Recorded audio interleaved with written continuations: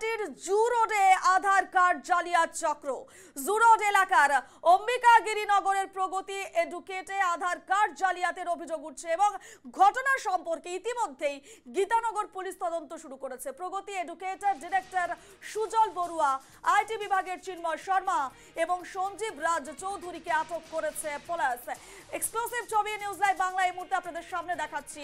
কার্যালয়ে অভিযান চালিয়ে কম্পিউটার এবং বিভিন্ন নথিপত্র বাজেয়াপ্ত করেছে পুলিশ। আপনাদের জানিয়ে রাখি এই মুহূর্তে চাঞ্চল্যকর খবর উঠে আসছে গুয়াহাটি থেকে। গুয়াহাটির জু রোডে আধার কার্ড জালিয়াত চক্র।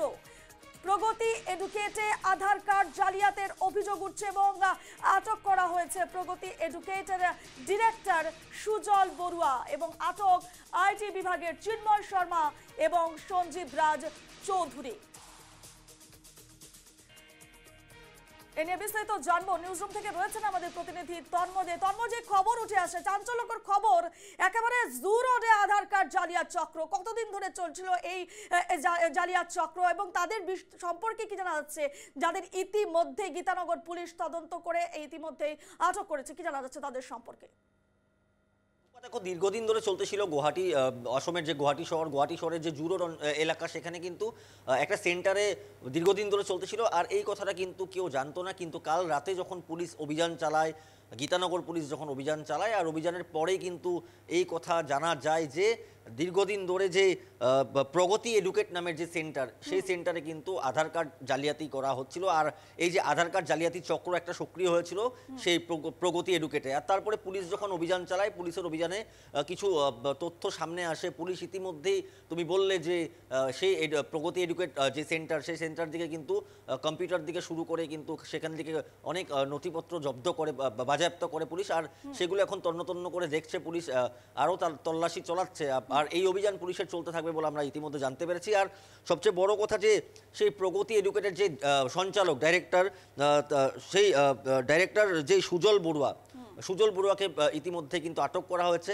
আর তার সাথে যে আইটি বিভাগের চিন্ময় শর্মা এবং সঞ্জীব রাজ চৌধুরী, এই দুজনকেও আটক করা হয়েছে। মোট 3 জনকে আটক করা হয়েছে। আর এই 3 জনকে এখন গীতানগর পুলিশ জেরা চালাচ্ছে। আর দেখো রূপা, দীর্ঘদিন ধরে অসমে একটা এই চক্র কিন্তু সক্রিয় হয়েছিল। আমরা কিছুদিন আগে মিয়া মুসলমানের যে দেখিয়েছিলাম কোথায় কোথায় মাটি দখল করেছে, কোথায় কোথায় ভূমি দখল করেছিল, সরকারি ভূমি। তারা এসছিল, তারা আসার পরেও কিন্তু তাদের আধার কার্ড কিছু আমাদেরকে দেখিয়েছিল, কয়েকজন আমাদেরকে আধার কার্ড দেখিয়েছিল। অর্থাৎ যে কোথাও না কোথাও যে এই যে আধার কার্ড জালিয়াতি চক্র সেটা সক্রিয় আছে, সেটা কিন্তু প্রমাণ হয়ে গেল কাল রাতে পুলিশের অভিযানে।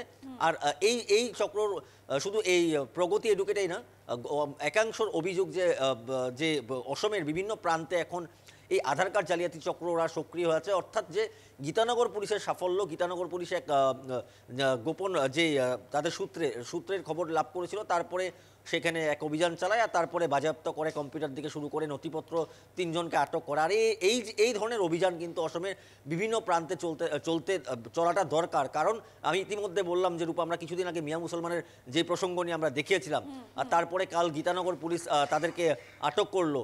প্রগতি এডুকেটর। আমার এখানে একটি প্রশ্ন, যে এই যে 3 জনকে ইতিমধ্যে আটক করেছে গীতানগর পুলিশ, এই 3 জন ছাড়া আরো কে বা কারা জড়িত রয়েছে, তাদের সঙ্গে আরো কোন কোন বড় মাথারা রয়েছে, সে বিষয়ে কি পুলিশের হাতে কোনো তথ্য রয়েছে, সে বিষয়ে কিছু জানতে পেরেছো? দেখো, পুলিশ যেহেতু তদন্ত করছে, ইনভেস্টিগেশন করছে, তো ইনভেস্টিগেশন চলাকালীন কিন্তু পুলিশ কিছু তথ্য কিন্তু সেটা দেয় না বা আমাদেরকেও বলে না, কারণ ইনভেস্টিগেশনে একটু হ্যাম্পার পড়তে পারে। অর্থাৎ তদন্ত এখনও করছে। হয়তো এই প্রগতি এডুকেটের সঙ্গে জড়িত আরও অনেকজন পুলিশের জালে পড়তে পারে, কিন্তু এই মুহূর্তে আমি একটাই কথা বলবো যে 3 জনকে ইতিমধ্যে আটক করে জেরা চালাচ্ছে।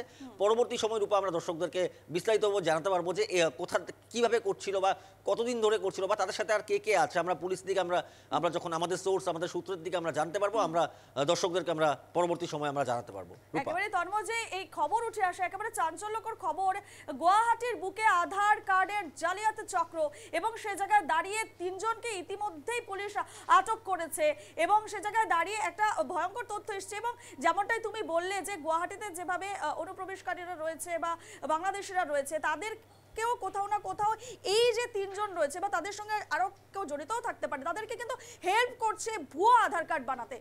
সেই বিষয়ে তো কোনো তথ্য রয়েছে এবং সে জায়গায় দাঁড়িয়ে একটা চাঞ্চল্যকর যে খবর উঠে এসছে এই মুহূর্তে গুয়াহাটি থেকে, জু রোডে আধার কার্ড জালিয়াতি চক্র। এবং তন্ময়, এছাড়া আরো কি কি আপডেট উঠে আসছে আমরা পরবর্তী সময় নজর রাখবো। এই তিনজনের সঙ্গে কে বা কারা আরো জড়িত রয়েছে সেদিকেও আমাদের নজর থাকবে। আপাতত তোমাকে ধন্যবাদ জানাচ্ছি।